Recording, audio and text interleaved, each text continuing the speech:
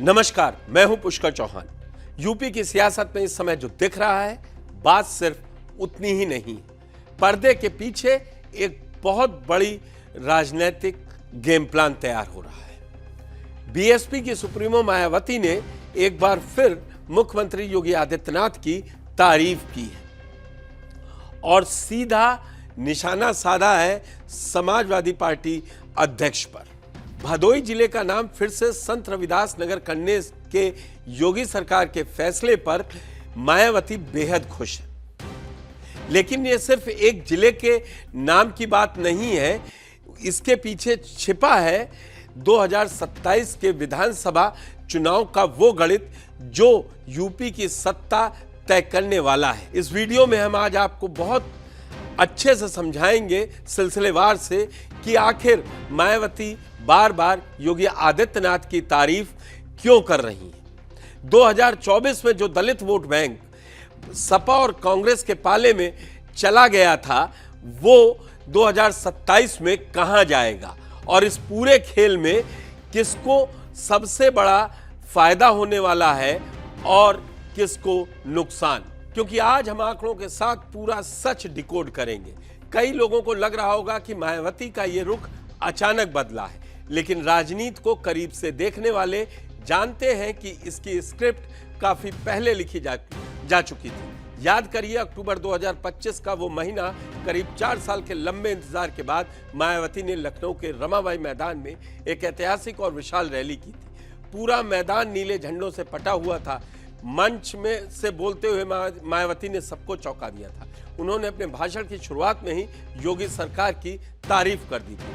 मायावती ने कहा था कि योगी सरकार ने दलित महापुरुषों और खासकर मान्यवर काशीराम जी के स्मारकों के रख रखाव के लिए जो फंड नहीं रोका, जिसके लिए वे योगी आदित्यनाथ की आभारी हैं। वहीं दूसरी तरफ उन्होंने सपा सुप्रीमो की पुरानी सरकार पर आरोप लगाया था कि सपा ने इन स्मारकोों को बर्बाद करने की साजिश रची थी। यानी पिछले साल अक्टूबर 2025 से लेके आज तक मायावती का स्टैंड बिल्कुल साफ है। दुश्मन नंबर 1 भाजपा नहीं बल्कि समाजवादी पार्टी है। अब आते हैं उस सवाल पर जो 2027 के चुनाव की चाबी है, यानी दलित वोट बैंक। उत्तर प्रदेश में दलित आबादी करीब 21% है। इसके दो हिस्सों में समझा जाता है। एक जाटव दलित जो आबादी में लगभग 11 से 12% है, एक पारंपरिक रूप से बसपा के साथ रहे। दूसरे हैं गैर जाटव दलित जैसे पासी, कोरी, धोबी और वाल्मीकि समाज जो करीब 9 से 10% है। 24 के लोकसभा चुनाव में क्या हुआ, इसे समझना बहुत जरूरी है। राजनीतिक विश्लेषकों के आंकड़ों के मुताबिक बसपा का जो सबसे मजबूत कोर वोटर माना जाता था जाटव समुदाय, उसका भी लगभग 25% वोट सीधे इंडिया गठबंधन यानी सपा और कांग्रेस के खाते में चला गया था और करीब 24% वोट बीजेपी को मिला। यानी मायावती अपने घर में के सेंध लग गई थी। वहीं दूसरी तरफ जो गैर जाटव दलित वोट पहले बड़े पैमाने पर बीजेपी को जाता था, उसमें से करीब 56% वोट 2024 में अचानक सपा और कांग्रेस के पाले में शिफ्ट हो गए। ऐसा क्यों हुआ था? इसके पीछे दो बड़ी वजह थी। विपक्ष का वो नैरेटिव जिसमें कहा गया अगर बीजेपी भारी बहुमत से आई तो संविधान बदल देगी। इस डर से दलित समाज एकजुट हुआ। दूसरी वजह समाजवादी पार्टी का पीडीए यानी पिछड़ा दलित अल्पसंख्यक का नारा, जिसने दलितों को एक नया विकल्प दिखाया। नतीजा यह हुआ कि बसपा शून्य पर सिमट गई और सपा यूपी में नंबर 1 पार्टी बन गई। अब सबसे बड़ा ट्विस्ट, जो दलित वोटर 2024 में खुलकर सपा कांग्रेस के साथ गया, क्या वो 2027 के विधानसभा चुनाव में वहां बना रहेगा? राजनीति के जानकार कहते हैं बिल्कुल नहीं, और इसके 3 बड़े कारण हैं। पहला कारण है कि संविधान बदलने का डर अब खत्म हो चुका है। लोकसभा का चुनाव देश का चुनाव था जहां संविधान और आरक्षण का मुद्दा हावी हो गया, लेकिन विधानसभा चुनाव स्थानीय मुद्दे, कानून व्यवस्था और बिजली सड़क पानी पर होता है। अब वो संविधान का डर वोटर्स के दिमाग में उस तरह हावी नहीं है। दूसरा कारण है पुरानी सपा बनाम दलित की यादें। मायावती बार बार अपने बयानों से दलित समाज को याद दिला रही हैं कि सपा के राज में दलितों पर क्या बीती थी।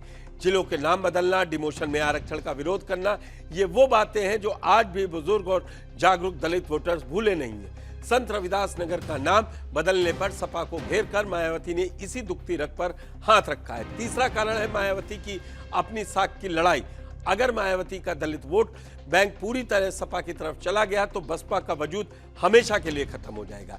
इसीलिए मायावती खुद मैदान में उतरकर अपने वोटर्स को समझा रही हैं कि सपा सिर्फ चुनाव के वक्त दलितों को याद करती है। तो कुल मिलाकर समीकरण बहुत सीधा है। अगर मायावती की इस रणनीति से दलित वोटर सपा से छिटकता है तो 2027 का पूरा खेल पलट जाएगा।